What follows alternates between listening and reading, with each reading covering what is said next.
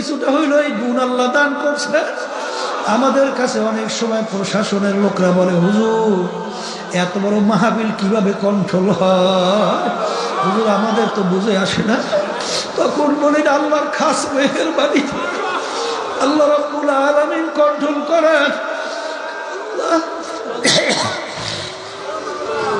কারণ এখানে মুজাহিদ ভাইরা মনে করে আমার ভাইয়ের অগ্রাধিকার বেশি স্বার্থের দেব, এই মন থাকার কারণেই প্রত্যেকে নিজে দায়িত্বশীল হয়ে যায়, তখন আর কোনো ঝামেলা তৈরি হয় না।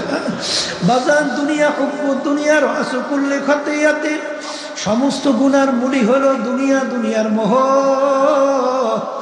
যখন নাকি দুনিয়া তার কাছে বাজান একটা মরগের মতো মনে হবে, তখন কিন্তু বাজান তার কাছে এই ধরনের আচরণ আর প্রকাশ পাবে না। আসলে দুনিয়ার ভিতরে আমাদের আসার কারণ আখিরাতকে